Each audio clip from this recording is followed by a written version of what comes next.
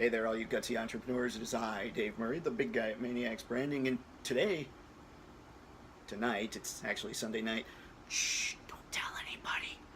I really want to talk about a couple things that seem to perplex people, and I don't quite understand why. So let's do this. I want to talk about millennials. Oh my gosh, I know I'm late to the party on this, but don't worry, it's good stuff for you guys. And target market. One, let's talk millennials for a sec.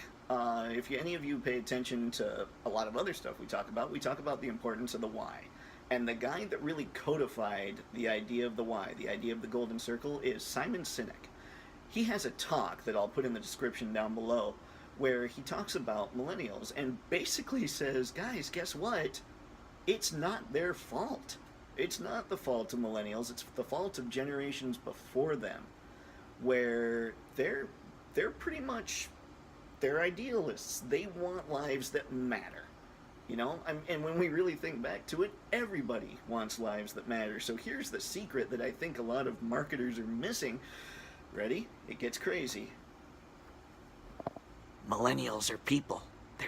They're just people. They're humans. So let's not group them together. Let's not pander to them. They get it. They're smart people. They understand, oh, hey, these guys are just writing this and saying this and trying to sell this just to get our attention. So let's go the other way. They're not dumb. Believe me, I know a lot of them. They're good, they're smart, they're very hardworking. Don't buy into the hype. And so when we talk about marketing to specific groups and everybody talking about how do we market to the millennials and all that, I know that because we talk about the why, because we talk about community, we think about target market totally different than everybody else does. Most people think of target market as demographics, and that does make sense when you reach a certain level. For instance, if you have something that's really high priced, you know, you're probably not going to see, I don't know, what do we got here? Apple Computer advertising to the Saturday morning cartoons, like the kids watching those. Also, are Saturday morning cartoons still a thing? Because those were good times. Anyway, so you get the idea. You know, Apple, everything is a lot of money for Apple. They make tons of scratch, and they're not going to pander to the 7-year-old because the 7-year-old doesn't have the money. It makes sense to go after a target demo that makes a certain amount of money in that instance. But when we're talking about demographics in an age range, like when everybody's freaking out about millennials or whatever, baby boomers, whatever the generation du jour is, really, it doesn't make a whole lot of sense to me.